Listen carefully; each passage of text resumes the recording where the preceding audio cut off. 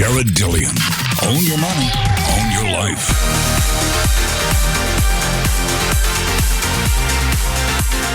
I'm Jared Dillian. This is the Jared Dillian Show. If you want to call to talk about your money, please call 844-305-7800. That's 844-305-7800. This is the Jared Dillian Show, and this is a very important segment. So, people are liberals or conservatives in politics. Everybody knows that. Okay. There are also liberals and conservatives in finance. Yeah. Now, there is this common perception that most people in finance are conservative. Maybe, I would say a slight majority. I would say 55, 45, 60, 40 are conservative.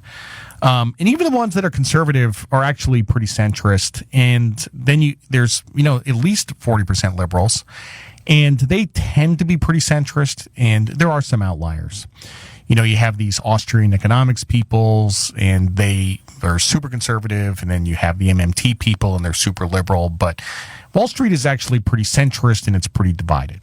So, I actually knew a guy that was a communist, an actual member of the Communist Party, and he was a desk analyst at Lehman Brothers. And I didn't know this while I worked for him, while I worked with him. I worked 10 feet away from this guy for a couple years. I never knew this. And then we became friends on Facebook after the bankruptcy, and he was sharing his political views. I'm like, oh my God, this guy's a communist. But the funny thing, this is the very important part. You see, all arguments in finance are actually political arguments. Liberals believe some things, conservatives believe other things. Let me go through a list of people's beliefs. Liberals believe in growth. Conservatives believe in value. Liberals believe in deflation. Conservatives believe in inflation. Liberals believe in lower interest rates. Conservatives believe in higher interest rates. Liberals believe in ESG. Conservatives believe in anti-ESG. Liberals like Google. Conservatives like ExxonMobil. Liberals like buybacks. Conservatives like dividends. Liberals like fiat currency. Conservatives like Bitcoin and gold. Liberals like MMT, conservatives like Austrian economics.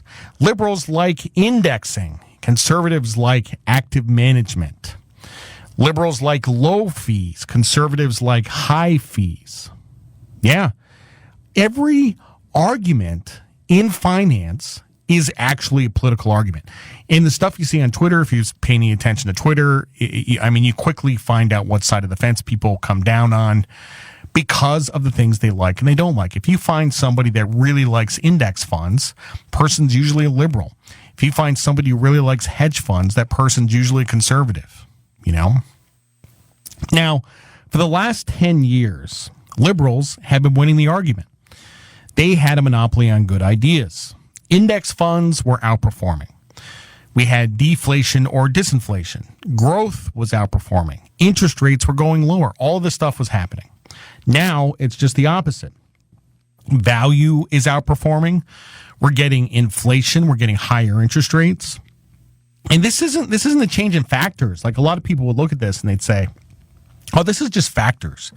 But it's not. This is a change in ideology for the stock market. Now, for what it's worth, I tend to fall on the conservative side of these financial beliefs. I believe in value, inflation, higher interest rates, gold, and so on. And you've heard me talk about that on this show. Except that's not good. You see, one thing you want to do is you want to be regime agnostic. You want to make money in all environments. So for 10 years, you would have invested in liberal strategies, and now you should switch and invest in conservative strategies. It's actually true. But people find it very hard to do that because we're talking about people's political beliefs. The financial beliefs are actually political beliefs, and it's very hard to change your political beliefs, although people do have intellectual transformations over time.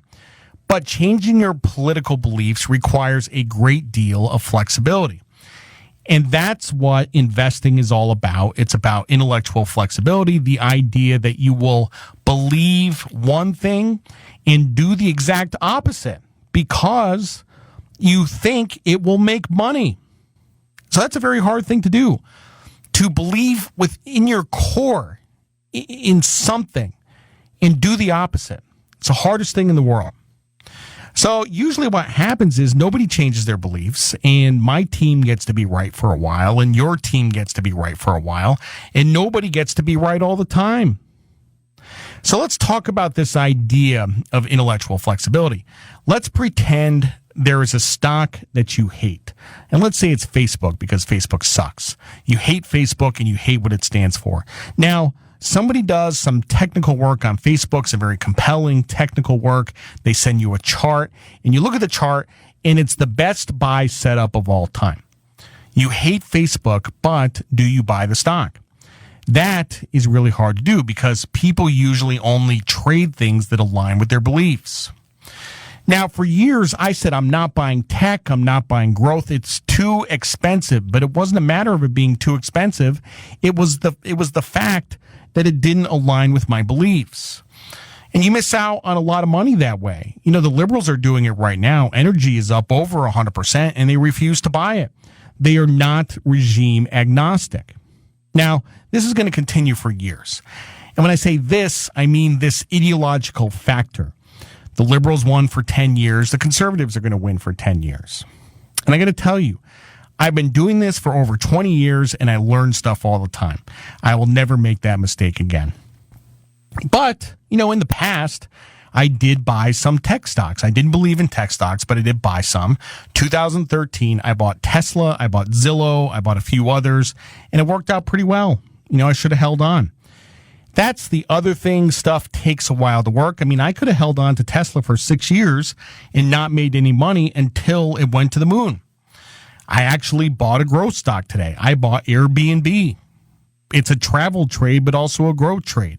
Is it a tech stock or a value stock?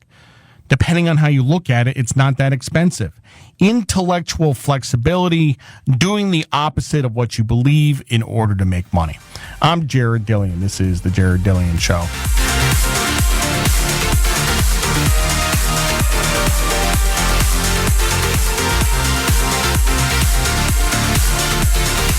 Jared Dillian. Own your money, own your life.